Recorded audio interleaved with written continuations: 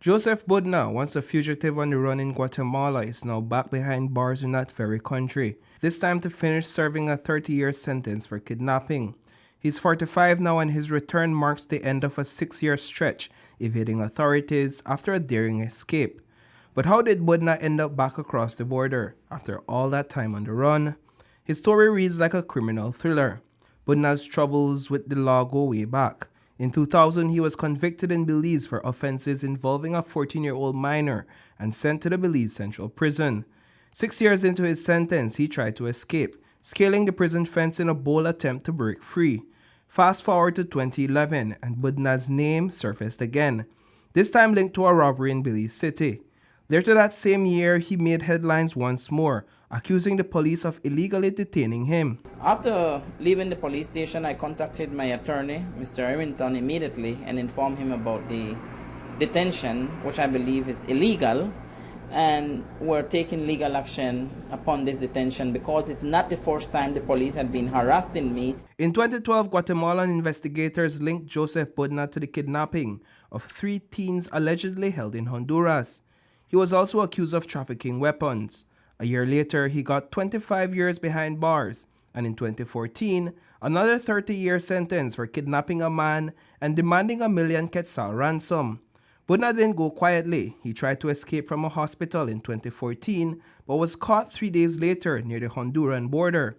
In 2019, he pulled off another escape, this time making it all the way into Belize. We were alerted yesterday by Foreign Affairs that he had escaped from some hospital in Guatemala, or somewhere in Guatemala, and it's currently being sought by Guatemalan authority.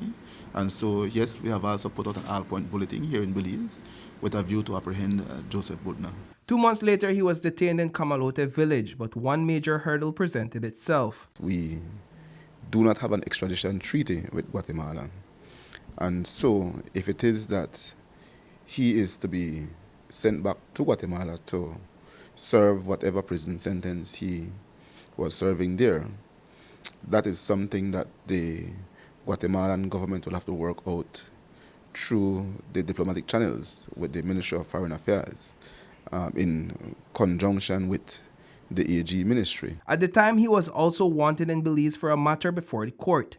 Then came this infamous interview with Budna himself a few days after his detention in Belize.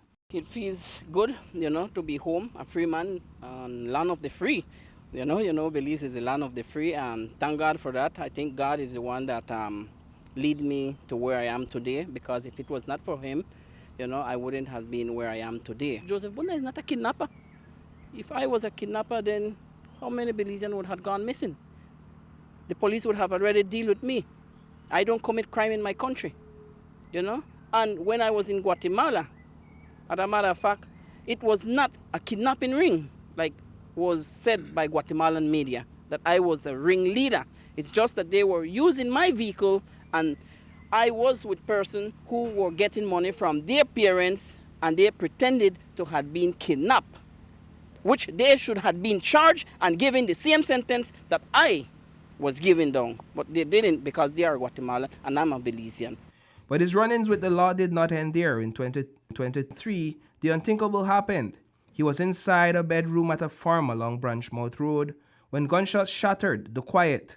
When the smoke cleared, a teenage boy was found dead inside that same room. He further went on to disclose that he believed that the shooting was done by another person who he alleged wanted to engage in sexual activity with him for a certain sum of money, but he do not have that amount of money, and so he declined that offer. Budna was detained for questioning and later released. A year later, he was charged with abetment to commit murder, tied to a 2021 stabbing incident that claimed the life of Armando Cacao. Are the charges false?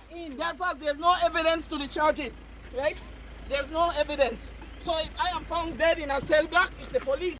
Ryan Joseph Budna has been a controversial social media personality since his escape from Guatemalan authorities in 2019. He has also faced charges for cyberbullying. Budna initially posed as a spiritual healer. You've had what some would describe as a troubling past, especially in the eyes of the public, which makes it very hard for some people to side with you. Why should Belizeans empathize with you at this point? Well, I am not asking anybody to empathize with me. I know where I stand, and the people know what is happening and the game that is playing. Tonight, Budna is behind bars in Guatemala, and how he ended up there is at the center of an ongoing investigation. Reporting for News 5, I am Paul Lopez.